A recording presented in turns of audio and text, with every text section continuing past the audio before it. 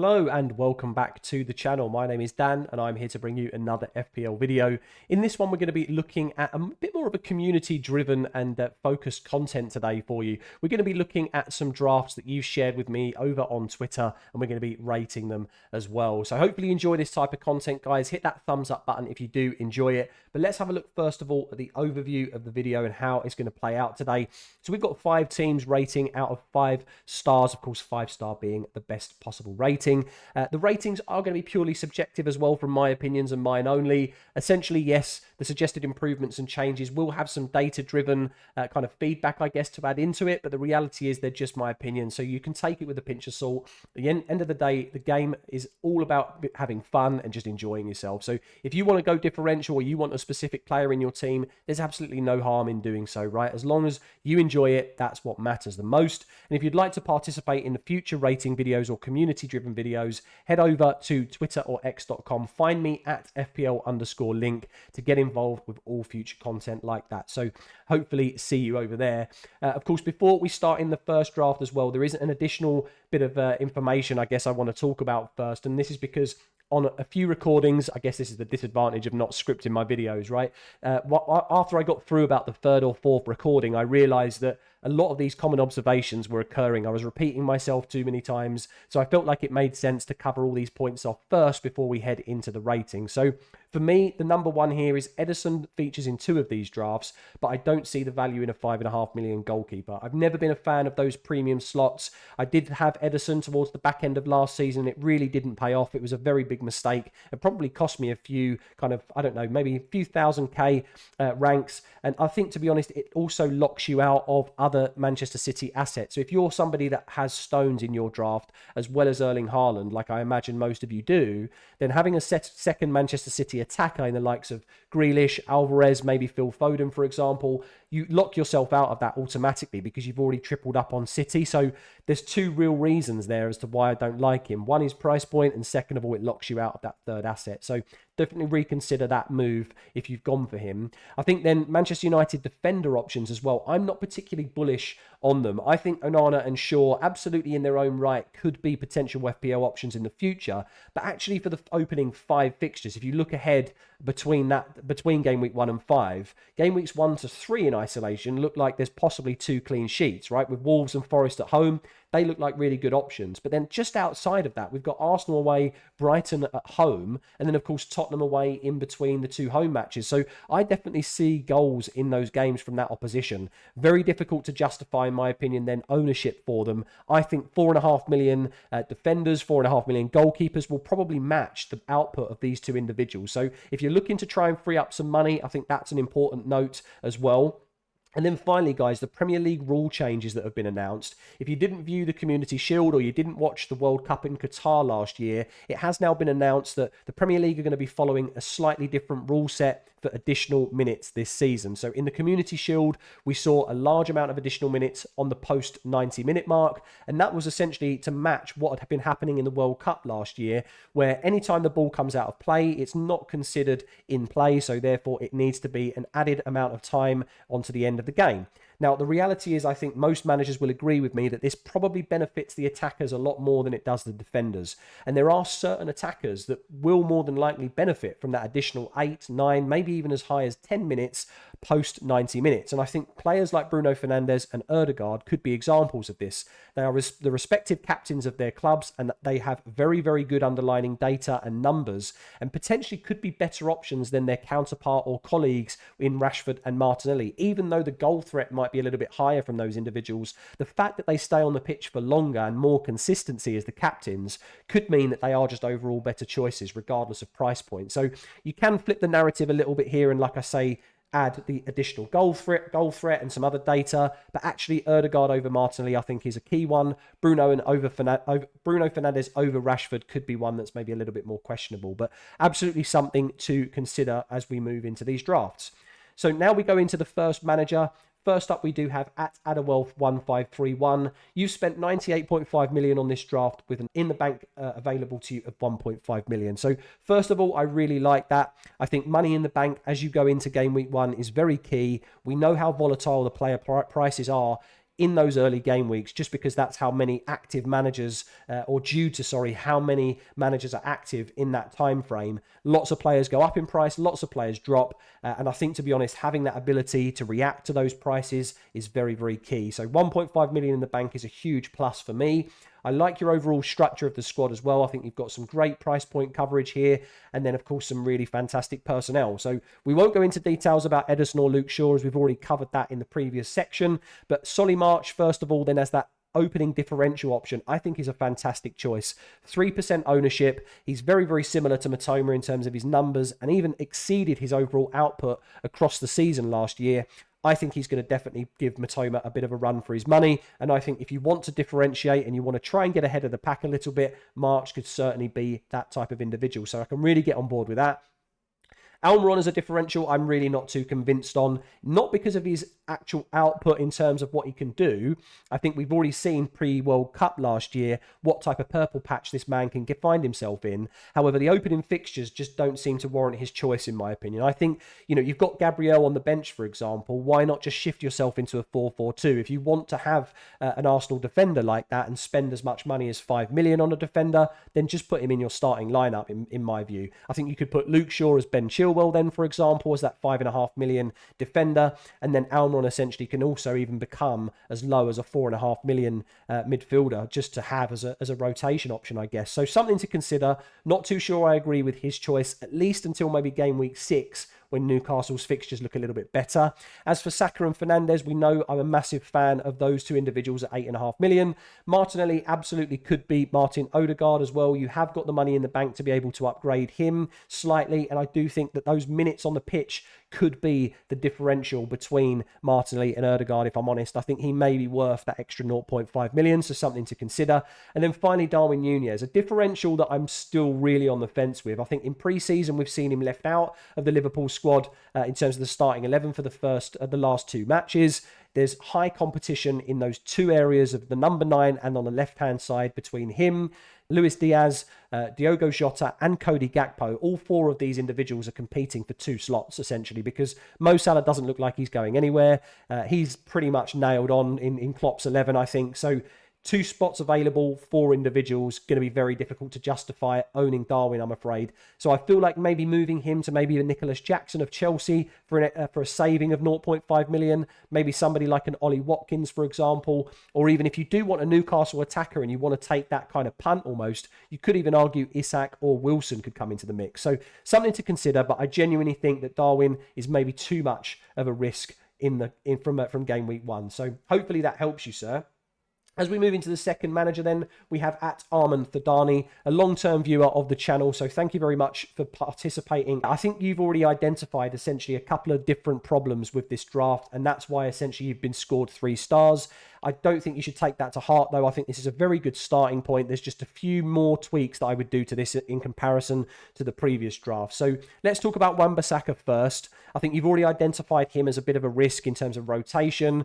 And at 4.5 million, I just think there's other options available to you. You can easily go for somebody like Tarkowski. You could cover Chelsea with Levi Colwill, for example. You could go Mark Gahey. There's just so many options available. Pau Torres as well. I think that there's just many more options that are nailed on and possibly offer you a better rotation option as opposed to Wan-Bissaka. It's also worth mentioning he's got Dalot as competition in that right back position anyway, so it's very hard to know if he's going to start games in the first place. You then also identified Nathan Ake as a bit of a problem, and I also agree with this. I think Gabriel is definitely the most solid choice at 5 million for those opening fixtures. Yes, it's very, very template, but ultimately, he's template for a reason. They look really good defensively last season for the most part, and of course, Gabriel offers that very, very small chance of goal threat as well. That would then mean if you did go for Gabriel, you need to move Ramsdale on.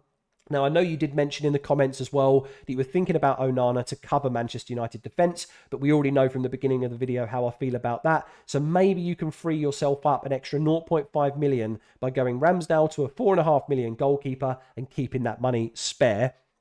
As for your midfield, I think you've got a fantastic set of individuals here. Of course, we've already touched on Martinelli to Ødegaard as a possible option.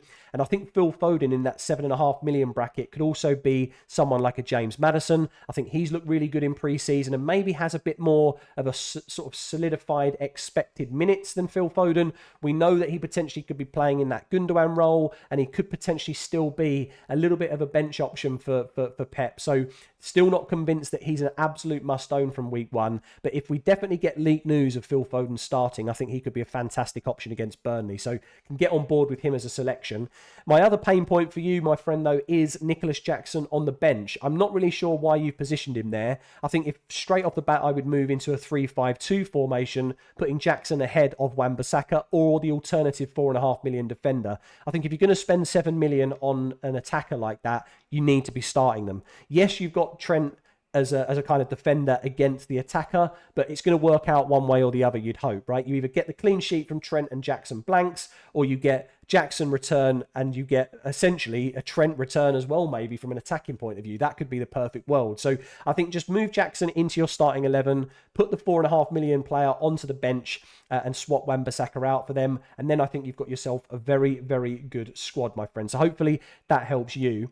As we move into the third manager, then we've got another long-term viewer and supporter of the channel at Sportcat. So thank you very much for your entry into this. You've got yourself a lovely 4-star rating on this draft because I think it's almost there. I think it's absolutely fantastic. You've got some really good personnel choices, and you've also got Trent included in the draft as well, which I do like as a differential. I mean, I call him a differential. He's still reasonably owned, but I think for the most part, for the more engaged managers, there's definitely question marks over spending that much money on him. But I think he is a possible differential captain even in game week 2 for Bournemouth, to be honest. So great selections overall. I think Onana can definitely be moved down to a 4.5 million goalkeeper, as mentioned, giving yourself some money and flexibility into game week 1. And you can also do Rashford to Fernandes. If you really back Onana, which I can understand why, then maybe Rashford to Fernandes is the play. I think I slightly prefer Ødegaard to Martinelli, so maybe the downgrade from Rashford to Bruno is the play, and then you keep the squad as it is. But I'm definitely a fan of making sure you've got that 0.5 million in the bank for game week 1. Nicholas Jackson, as we've mentioned in the previous draft, I think starting him is absolutely fine. Of course, we've had news that Nkunku is now out for at least 2 months, so I think that it's kind of, I guess it's again a subjective opinion. I think his route to points is going to be better because there's going to be more chances that he will receive and he will get the end of rather than Nkunku being there to almost provide competition for him. I think there's plenty of Chelsea attackers that are going to offer enough attacking threat to allow him to get into those positions, right, to score goals. So I think he's a fantastic option at 7 million. Anderson at 4.5 million in terms of that enabling midfielder as well is a great asset. He's been doing really well in pre-season, maybe getting the trust of Eddie Howe to be featured in the starting 11 at some point. So I think he's a good rotation option. Other than that, you do have, of course, Bell as a great 4 million option if required. So yes, the bench is looking a little bit weak, if I'm honest, but overall, I think this is a fantastic start to the season for you. And yeah, really well done on that draft, my friend. As we move into the fourth manager, we have at Manchu. So you're not quite satisfied with this draft, my friend. You think that something maybe is a little bit missing. So let's talk about what we could do. I mean, you've got 1 million in the bank, which I also like and I do rate going into that first week. But there's a few maybe personnel changes that I would do here. First of all, we'll talk, it's slightly different to the other sections. We'll talk about your bench first, actually, because this is where I've got a bit of concern. I think Heaton as the 4 million goalkeeper, first of all, doesn't make any sense for me. You've locked yourself out of a third Manchester United asset. If you was to stick with Onana and Fernandes, of course, then you have Tom Heaton as a 4 million goalkeeper for United there that can easily be someone like Areola, maybe Turner of Arsenal if he makes his move to Forest. There's options that we have there. So I don't see the reason why you would want to lock yourself out of that third United asset. You've also got the bench ordering issue. Now, this isn't a team selection review, it is a draft review, but I would highly recommend putting Pau Torres, I think, as that first option. I think he would supersede the newly promoted Luton boys. And finally, you've got Morris, which is a £5.5 million striker on your bench. I think if I was going to be putting that price point together, I think I would probably go for João Pedro instead. He's on penalties as far as we understand for Brighton now. And of course, he is a Brighton attacker, which this draft does lack in those opening weeks. So maybe as a possible rotation option for you, maybe in that £5.5 million mark, put Mr. Pedro into your draft. I think that could definitely work for you. We then have a couple of other personnel that I want to question. Of course, that is Eze and Diaby. Yes, they are great differentials. The pair of them at 6.5 million, I think they do or will at some point in the season offer fantastic value for money. I'm just not convinced that we go with them from game week 1. So let's start with Eze. I think Sheffield United away is definitely a good fixture on paper, but it may be a little bit trickier than we're giving Sheffield United credit for. It's a home game for them. It's an opening fixture for them back into the Premier League. I think they're going to make it difficult for Palace, and I think Eze will struggle to break through, if I'm honest. That being said, he's had a fantastic pre-season, so maybe he will prove me wrong. But I do like him as an asset at that price point, that being said. So that's definitely somebody to consider. You've also got Pau Torres as a fantastic rotationable option in game weeks 2 and 3 when Eze has a few tricky fixtures. So I like how you've set yourself up there. Then we could move into Diaby. I think, again, he's somebody that's a wait and see for me. His numbers have been compared a little bit to Martinelli's in terms of what his output is looking like. And at that £6.5 million bracket, that's exactly where Martinelli started last season, and look what he did. So I can see the plus of going for a differential like him. But for me, whenever we're talking about new signings, I do proceed with a little bit of caution, and I do like to follow that kind of wait and see approach with them to something else to consider. And with the amount of money that you've got in the bank, maybe Diaby can become a 7.5 million midfielder instead, and you could go with Phil Foden or Maddison and just keep the 6.5 million midfielder of Eze. I think that could also work for you. And then potentially you've got the Darwin issue as well, where the expected minutes could be potentially risky for him. So maybe look an alternative option, maybe saving yourself 0.5 and going for somebody like Nicholas Jackson could be the play. Maybe you go down just as low as João Pedro, for example, and you just keep 2 5.5 million strikers if you want, or you find the extra 0.5 for somebody like Ollie Watkins. I think absolutely all of those options could work for you, sir. So hopefully that helps you. And then finally, last but not least, we do have the final manager here at NSR 77772. You've got 1.5 in the bank, and you've also scored yourself a 4-star rating, sir. I think this 3-4-3 formation is looking really sharp and definitely something I can get on board with. There is some areas that I think there could be maybe a little bit of improvement, or I've got questions on. I think the 2-4 million defenders in Baldock and Bayer is always going to be risky. Yes, we anticipate that they are going to be playing players, but I'm just not sure that I would risk it. I think maybe using that extra 0.5 that you have available to upgrade Bayer or Baldock to a 4.5 million defender could be worth it if you need to cover any rotation or injury doubts for any reason. And then, of course, you've got the dilemma of Ederson and Shaw as well here, where I'm really not convinced on our clean sheet potential. And as already mentioned with Ederson, 5.5 million I think is way too much to spend in that slot. So I think you've got a really good possibility of still going in to this game week with 1.5 million in the bank by upgrading a bit of your bench as well and still having a fantastic 3-4-3 formation here. You are slightly missing that 7.5 million price mark, but Martinelli could easily be downgraded to him. With the money in the bank, you could go as far as Martinelli up to maybe a Heung-min Son, for example, if he comes to the forefront in a few weeks' time. So I just think you've got a plethora of options with this draft. So really like it. I think you've done a fantastic job putting it together, and that's why you've scored yourself that 4-star rating. So hopefully that's helped all of you out. And yeah, let me know in the comments below what you would do if anything different.